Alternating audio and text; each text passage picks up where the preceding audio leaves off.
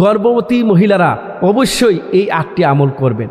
যখন আপনার সন্তান গর্ভে আসে তখন আপনি TV, movie, cinema, net, internet use করে বাজে কিছু দেখবেন না। আপনি সব সময় ভালো কাজ করার চেষ্টা করুন, ভালো চিন্তা করার চেষ্টা করুন।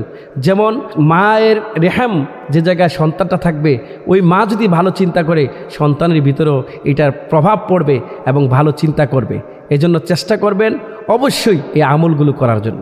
1 নম্বরে 5 ওয়াক্ত নামাজ সঠিকভাবে আদায় করবেন। নামাজে কখনো খামখেয়ালি করবেন না। নিয়মিত নামাজ সবচেয়ে বেশি বড় আমল, এতে মা ও সন্তানের উভয়ের উপরে আল্লাহ রহমত করেন। 2 নম্বরে বেশি বেশি দোয়া করা, রব্বি হাবলি মিনাস সালিহিন, যে দোয়াটা ইব্রাহিম আলাইহিস সালাম করেছিলেন, এই দোয়াটা বেশি বেশি করা।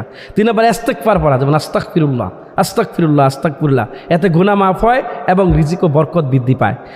4 নম্বরে কোরআন তেলাওয়াত করা, বেশি বেশি করে কোরআন তেলাওয়াত করবেন, কারণ রাসূল কারীম সাল্লাল্লাহু আলাইহি ওয়াসাল্লাম বলেছেন আফজালুল ইবাদাতি তেলাওয়াতুল কোরআন, নফল ইবাদতের মধ্যে সর্বোত্তম ইবাদত হলো তেলাওয়াতে কোরআন। 6 নম্বরে ধৈর্য, আল্লাহর উপর আস্থা রাখা, ভরসা রাখা, যে কোনো কষ্টের মধ্যে আপনাকে ধৈর্য ধারণ করতে হবে।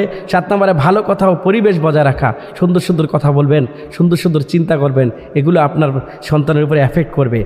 8 নম্বরে দান সৎকার করা, কখনো ফকির মিসকিন কোনো কিছু চাইলে আপনি তাকে ফিরিয়ে দিবেন না।